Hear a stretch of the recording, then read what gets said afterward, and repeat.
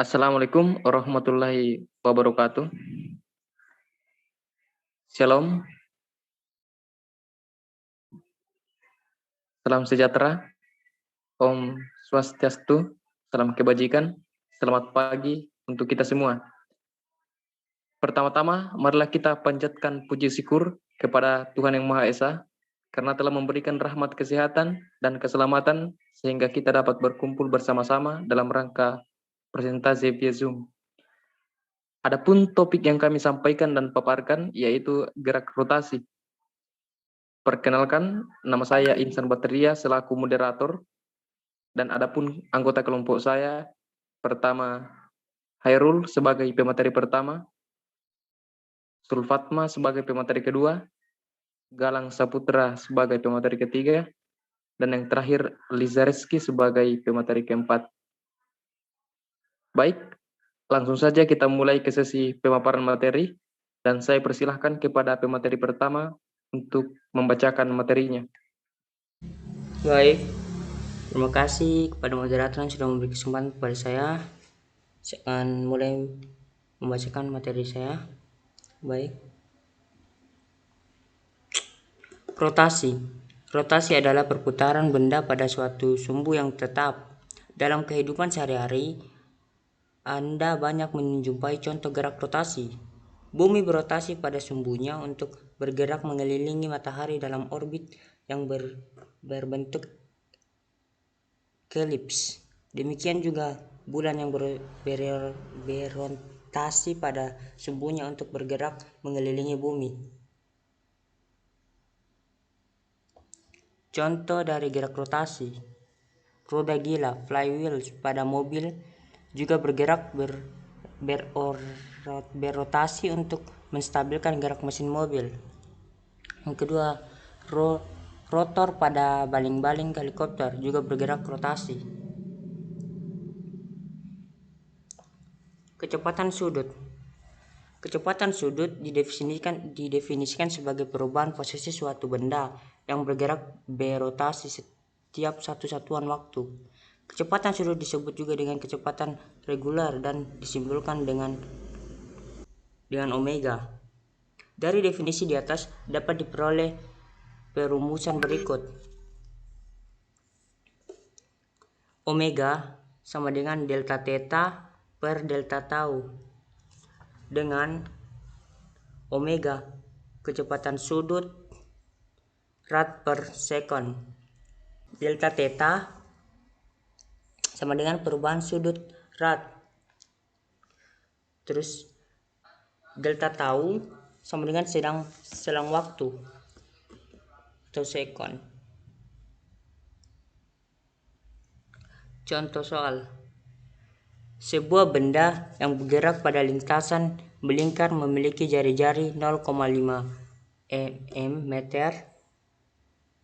Partikel itu mampu menempuh sudut 60 pi rad dalam 15 sekon.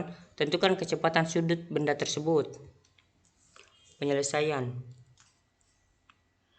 Diketahui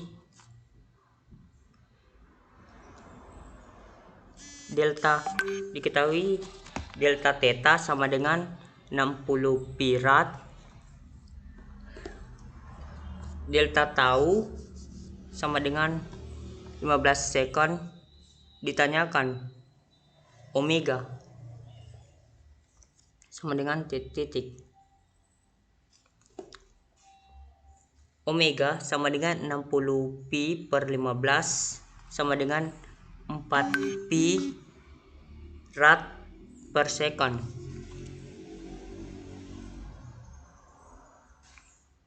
Percepatan sudut. Kecepatan sudut suatu benda yang bergerak rotasi tidak selalu tetap.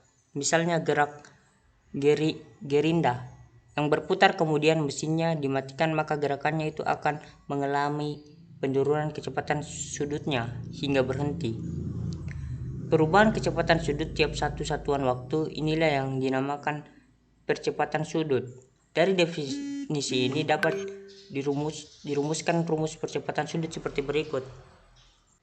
Alpha sama dengan delta omega per delta tau.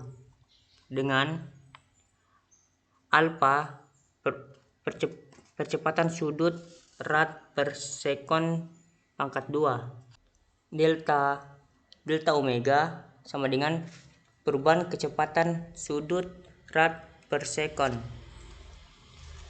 Terus delta tau sama dengan selang waktu sekon. Sesuai dengan kecepatannya, percepatan sudut juga dapat disebut sebagai percepatan anggular. Oke.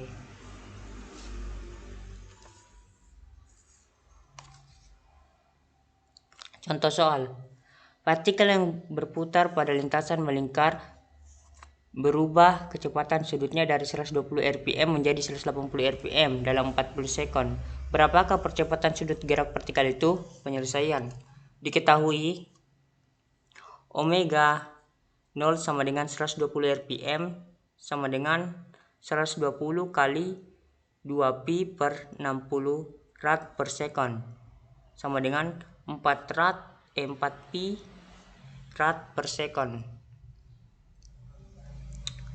Terus omega sama dengan 180 rpm sama dengan 180 kali 2pi per 60 rad per sekon sama dengan 60pi rad per sekon. Ditanyakan alfa sama dengan titik. Jawab.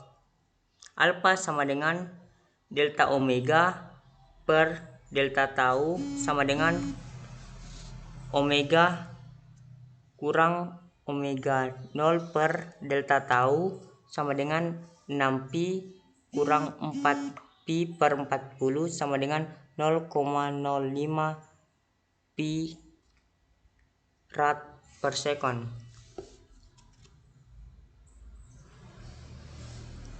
Hubungan besaran sudut dan besaran linear. Kedua besaran tersebut ternyata memiliki hubungan secara matematis. Hubungan-hubungan itu dapat kalian cermati pada penjelasan berikut. Perhatikan sebuah partikel yang bergerak pada lintasan melingkar dengan jari-jari R seperti pada gambar di atas. Partikel bergerak dari titik A, titik B menempuh jarak S, perubahan posisi sudut theta. Secara matematis kedua besaran itu memenuhi hubungan S sama dengan theta R. Dari hubungan ini dapat ditentukan hubungan kecepatan linear dan kecepatan sudut sebagai berikut. Nu sama dengan delta S per delta tau sama dengan delta theta per delta tau kali R sama dengan omega kali R.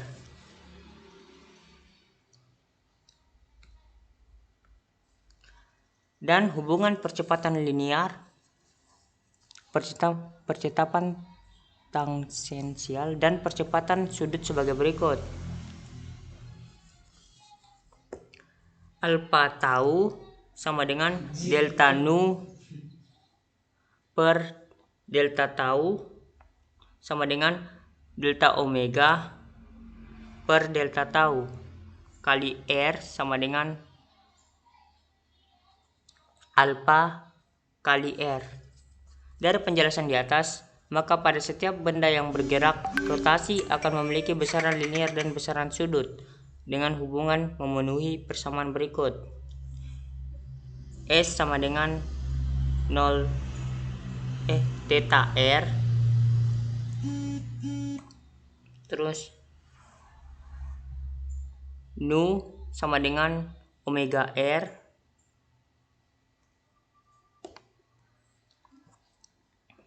alfa tau sama dengan alfa R, dengan S jarak tempuh benda buka kurung M tutup kurung theta sama dengan perubahan sudut rad, terus nu kecepatan linear meter per sekon, omega sama dengan kecepatan sudut rad per sekon,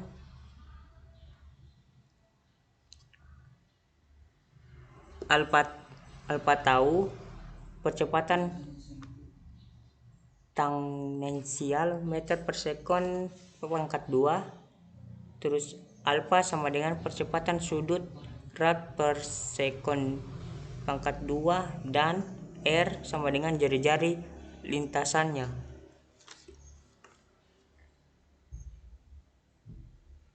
Contoh soal. Sebuah balok kecil berada di tepi meja putar yang berjari-jari 0,4 meter. Mula-mula meja berputar dengan kecepatan sudut 20 rad per sekon. Karena mengalami percepatan, maka kecepatan sudutnya dapat berubah dan menjadi 50 rad per sekon setelah bergerak 15 sekon. Tentukan A. Kecepatan linear awal balok kecil, B. Percepatan sudut balok kecil, C. Percepatan tangensial balok kecil. Penyelesaian. Diketahui R sama dengan 0,4 M, terus omega 0 sama dengan 20 rad per sekon, omega sama dengan 50 rad per sekon, terus tau sama dengan 15 sekon. Jawab. A. Kecepatan linear awal balok kecil. Nu 0 sama dengan omega kali R sama dengan 20 kali 0,4 sama dengan 8 meter per sekon. B. Percepatan sudut balok kecil. Alfa sama dengan omega kurang omega 0 per delta tau sama dengan 50 kurang 20 per 15 sama dengan 2 rad per sekon pangkat 2. C. Percepatan tangensial balok kecil. Alfa tau sama dengan alfa kali R sama dengan 2 kali 0,4 sama dengan 0,8 meter per sekon pangkat 2. Baik, terima kasih. Saya kembalikan kepada moderator. Baik, kita kembali ke materi yang kedua. Dengan ini saya persilahkan. Terima kasih kepada moderator yang memberikan kesempatan kepada saya. Langsung saja saya akan melanjutkan materi dari kelompok kami, yaitu gerakan rotasi dengan percepatan sudut tetap. Pada saat menghidupkan kipas, perputaran baling-baling kipas semakin cepat, dan pada saat mematikan kipas, perputaran baling-baling kipas semakin lambat. Jika penambahan atau pengurangan kecepatan adalah konstan, maka dikatakan kipas bergerak melingkar berubah beraturan. Jadi, gerak melingkar berubah beraturan adalah gerak melingkar dengan percepatan sudut konstan, atau dilambangkan dengan A. Next. Implementasi gerak rotasi di dunia komputer. Dunia hiburan animasi 3D sedang berkembang maju. Hal ini tidak lepas dari teknik pembuatan animasi yang canggih dengan menerapkan konsep interpolasi objek dan keyframe satu ke keyframe yang lain. Tanpa interpolasi tidak dapat dihasilkan hasil animasi yang halus, apalagi jika pembentukan keyframe animasi dilakukan secara manual. Tentu hasilnya akan memakan waktu lama, dan hasilnya jelek, tidak mendekati gerakan realitas. Banyak film animasi telah diproduksi, contohnya Pixar, Disney, Paramount Animation, dan studio-studio lainnya. Pada film animasi tersebut tidak lepas dari gerakan objek 3D yang 3 dimensi yang tidak lain merupakan bentuk transformasi koordinat 3 dimensi. Koordinat 3 dimensi meliputi translasi atau pergeseran, skala, dan royasi objek. Next.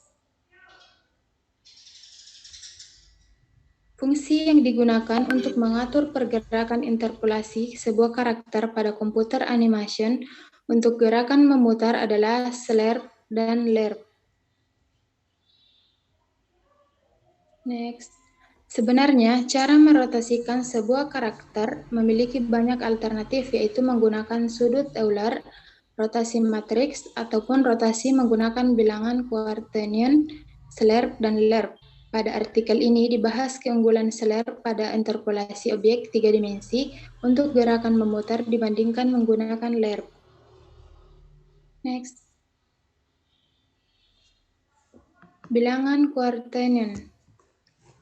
Bilangan Quaternion mulai diperkenalkan oleh Sir William Rowan Hamilton pada tahun 1843.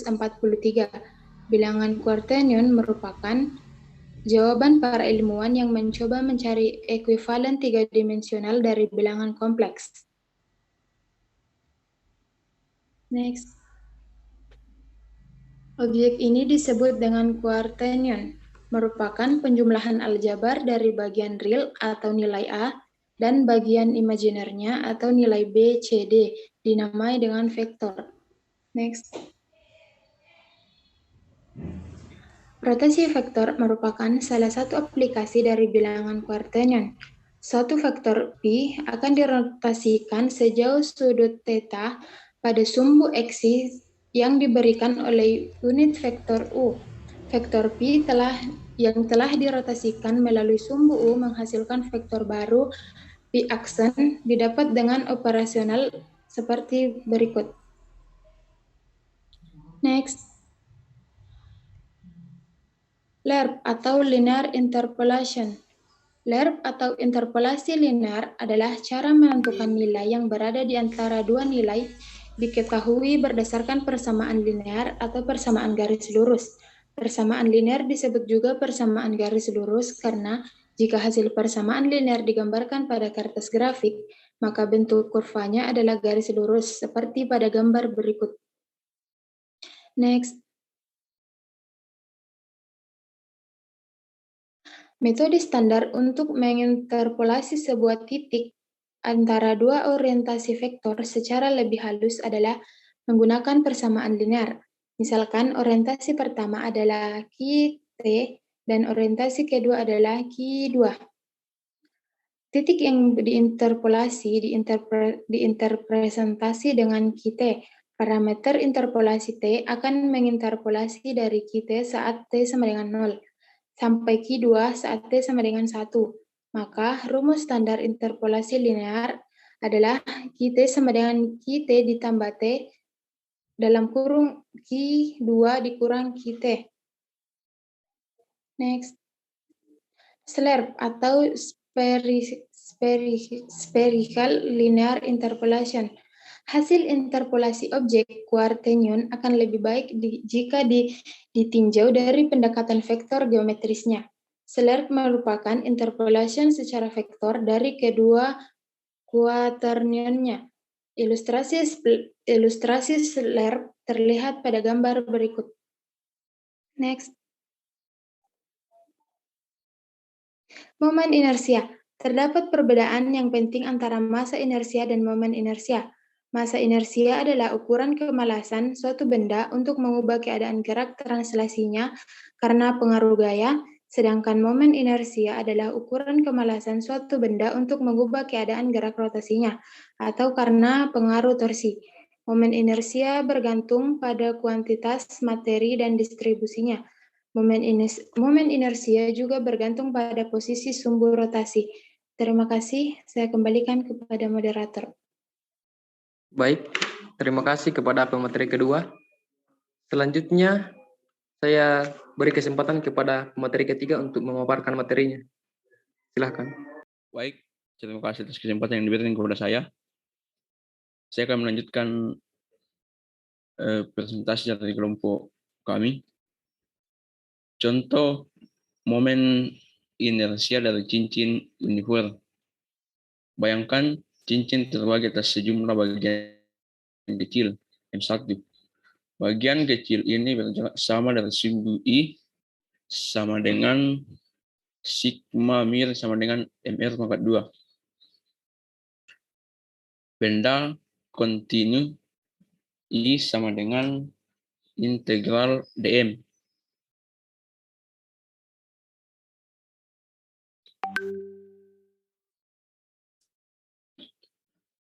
Momen inersial yang lain, contohnya seperti yang ada di slide. Next.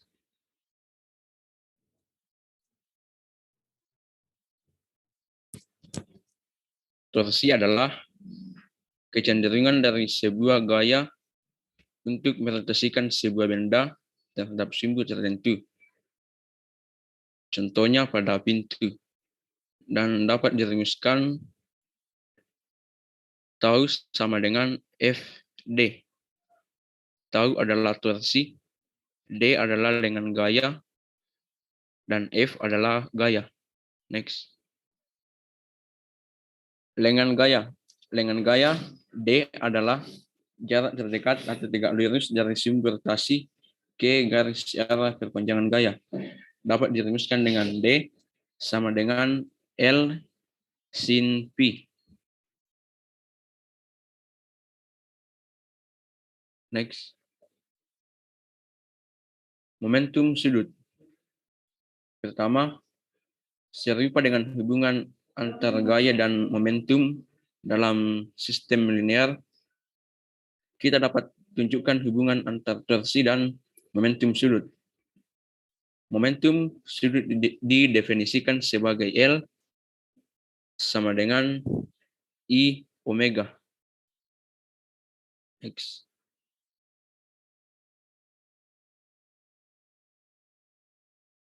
Kekekalan momentum sudut.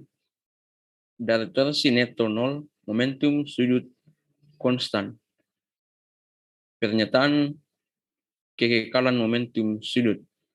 Momentum sudut dari sebuah sistem adalah kekal ketika torsi neto eksternal yang bekerja pada sistem adalah 0. Sekian yang dapat saya presentasikan. Saya kembalikan ke moderator. Baik, terima kasih kepada pemateri ketiga. Dan saya persilahkan kepada pemateri keempat atau pemateri terakhir untuk memaparkan materi. Dan ini saya persilahkan. Oke, baik. Terima kasih atas kesempatannya. Langsung saja masuk pada hukum gravitas. Hukum Kepler. Yang pertama, semua planet bergerak dalam orbit elips dengan matahari sebagai pusatnya. Garis yang menghubungkan tiap planet ke matahari menyapu luasan yang sama dalam waktu yang sama. Kuadrat periode dalam setiap planet berbanding. Next. Hukum 1 Kepler. Semua planet bergerak dalam orbit elips dengan matahari sebagai pusatnya. Benda yang terikat benda lain oleh gaya terbentuk inverse square law akan bergerak dalam lintasan elips. Next. Hukum 2 Kepler. Garis yang menghubungkan tiap planet ke matahari menyapu luasan yang sama dalam waktu yang sama. Luas ASB dan CSD adalah sama. Next. Hukum 3 Kepler. Kuadrat periode dari setiap planet berbanding lurus dengan pangkat 3 dari jarak planet tersebut ke matahari. T pangkat 2 sama dengan KR pangkat 3 dengan K sama dengan 4Pi pangkat 2 per GM untuk orbit yang LKM 2 sama dengan 2,97 dikali 10 dikurang 19 S2 per M3. K tidak bergantung massa pengelilingi matahari. Next. Aplikasi hukum 3 Kepler. Yang pertama, menentukan massa matahari atau benda lain yang mempunyai satelit yang mengelilinginya. Yang kedua, asumsinya adalah orbit berupa lingkaran. Next. Yang ketiga, berdasarkan observasi yang dilakukan oleh Brahe, Newton kemudian mendemonstrasikan bahwa hukum ini adalah konsekuensi dari gaya gravitasi antara dua benda bersamaan dengan hukum gerak Newton.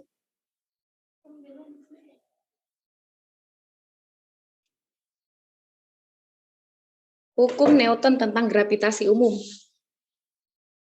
Setiap partikel dalam alam semesta menarik partikel lain dengan gaya yang berbanding lurus dengan perkalian massa dan berbanding terbalik dengan kuadrat jarak antara mereka. F sama dengan G, M1, M2 per R pangkat 2, G adalah konstanta gravitasi. G sama dengan 6,673 dikali 10 pangkat minus 11 Nm per Kg pangkat 2. Next. Konstanta gravitasi. Yang pertama ditentukan secara eksperimen. Henry Cavendish 1798, berkas cahaya dan cermin membuat jelas gerak.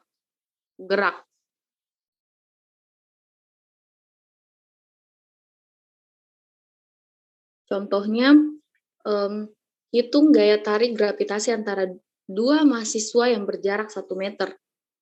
F sama dengan G, M1, M2 per R pangkat 2 sama dengan 6,67 dikali 10 pangkat minus 11 N, M pangkat 2, 70 kg, 90 kg per 1 M pangkat 2 sama dengan 4,2 dikali 10 pangkat minus 7 N. Dibandingkan F sama dengan Mg sama dengan 686 N. Lanjut. Energi potensial gravitasi. EP sama dengan Mg berlaku hanya yang dekat dengan permukaan bumi. Untuk benda yang letaknya jauh dari permukaan bumi dibutuhkan perumusan yang lain, yaitu EP sama dengan G, M, E, M per R. Energi potensial 0 dipilih di jauh tak berhingga dari bumi. Laju lepas. Laju lepas adalah laju yang dibutuhkan sebuah benda untuk mencapai ruang angkasa dan tidak kembali. Untuk bumi, SC adalah sekitar 11,2 km per sekon. Kat, F tidak bergantung massa benda. Oke, baik. Saya kembalikan kepada moderator.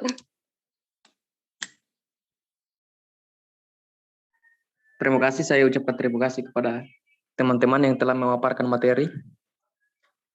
Dan demikianlah tadi presentasi dari kelompok kami. Lebih dan kurangnya kami mohon maaf, dan juga tak lupa kami ucapkan banyak terima kasih atas perhatian teman-teman. Wassalamualaikum warahmatullahi wabarakatuh. Waalaikumsalam warahmatullahi wabarakatuh.